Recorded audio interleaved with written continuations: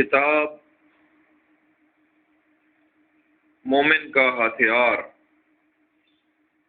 صبح و شام کی مسنون دعائیں، اس کے صفحہ نمبر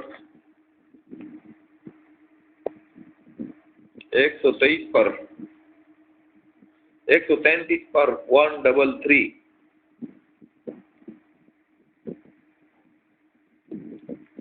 جادو سے حفاظت کا بہت ہی مجرب نسخہ۔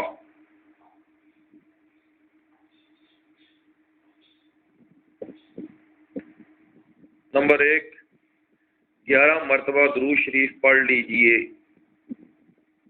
نمبر 2، سورہ فاتحہ 3 مرتبہ پڑھ لیجئے۔ نمبر 3، چاروں قل 3 مرتبہ پڑھ لیجئے۔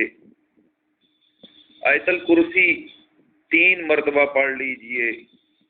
نمبر 5 پہ ہے وَلَا يَئُودُهُ حِفْظُهُمَا وَهُوَ الْعَلِيُّ الْعَظِيمُ، 9 مرتبہ پڑھ لیجئے۔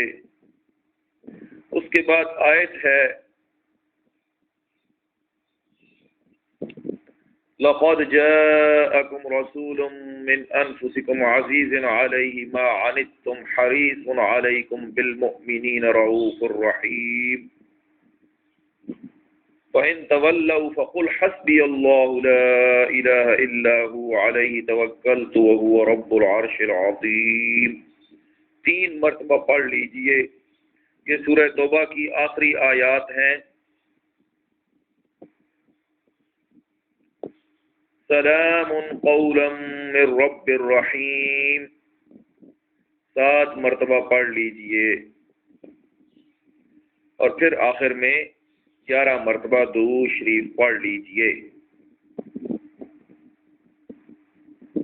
اس کو پڑھ کر اپنے بدن پر اور بچوں کے بدن پر دم کر لیجئے اور پانی پر دم کر کے پی لیجئے یا پلا دیجئے۔